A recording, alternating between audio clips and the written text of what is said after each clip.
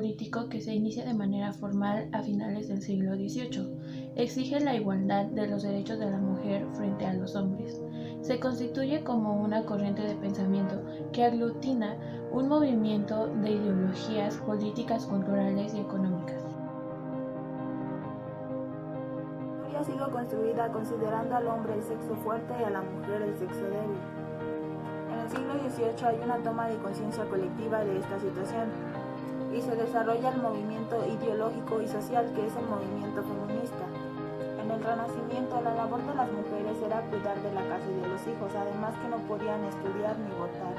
En la Ilustración surge un movimiento intelectual que defiende la igualdad social de las personas. La Revolución Francesa trajo consigo la Declaración de los Derechos del Hombre y del Ciudadano, pero en esta declaración habla de los derechos del hombre sin incluir a la mujer. En la primera ola del feminismo surgen dos mujeres fundamentales, Olympe de Gouges y Mary Wollstonecraft. En 1800 el Código Civil francés exige a las mujeres actuar con obediencia a sus maridos y las deja sin derechos civiles y políticos. Segunda ola del feminismo. Aquí ya no es solo un movimiento intelectual, sino que pasa a ser un movimiento de acción social. Tercera ola del feminismo. Aquí las mujeres aún siguen en las casas, pero ya con mejores comodidades para las labores del hogar. Pero aún con eso las mujeres se sienten insatisfechas. Entonces surge No, que es el mayor movimiento de las mujeres hasta entonces y que ha ido creciendo hasta la actualidad. Aquí varias mujeres se organizan y llevan a cabo grandes protestas públicas. Este movimiento también crea espacios propios como Centro de Mujeres Maltratadas, de Defensa Personal, ginecológicos, guarderías, entre otros. Aquí se toma conciencia de que no existe un solo modelo de mujer, sino múltiples. Y surgen nuevos feminismos dependiendo de la necesidad de cada mujer. A lo largo del siglo XXI se va adquiriendo mayor conciencia en la sociedad de la desigualdad de la mujer y surgen movimientos sociales. Se ha logrado mucho, pero no se ha consolidado la igualdad entre hombres y mujeres. Hay muchas cosas que debemos agradecer al movimiento feminista.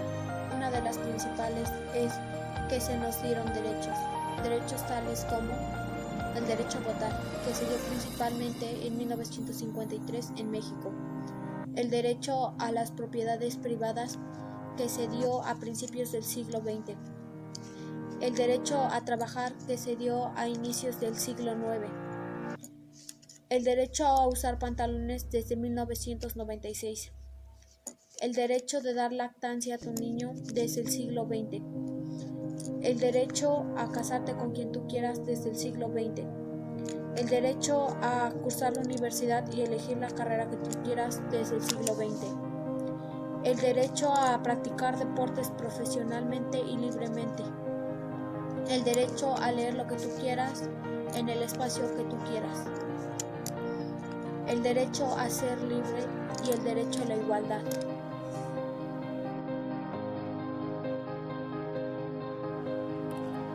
Las causas del feminicidio pueden ser las estructuras machistas, ya que son consideradas como la base de la violencia de género, el menosprecio y la discriminación contra las mujeres.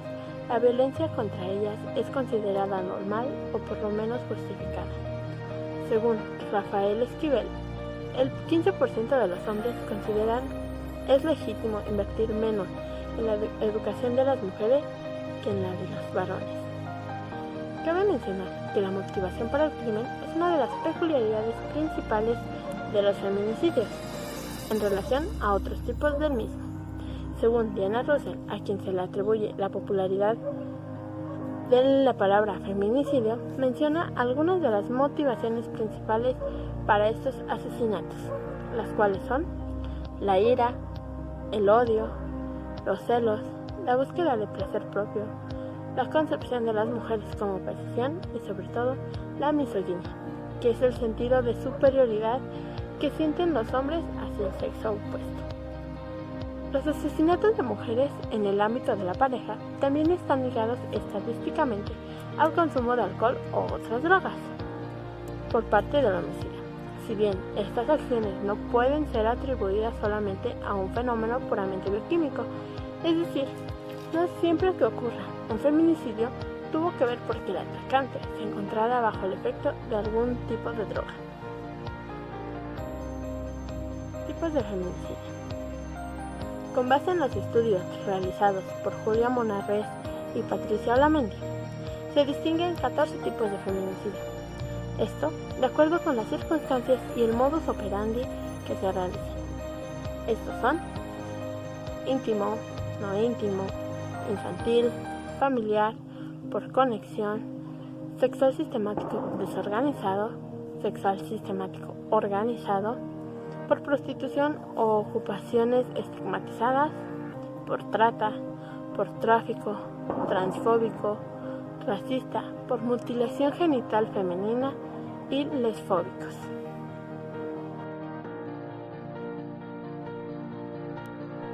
Ahora es momento de hablar sobre las políticas del feminismo en nuestro país. Las mujeres se manifiestan porque exigen a las autoridades que ya exista la igualdad de género, que ya no sean discriminadas solo por el hecho de ser mujeres, que tengan las mismas oportunidades de trabajo que tienen los hombres y que ya no sean vistas como un objeto sexual.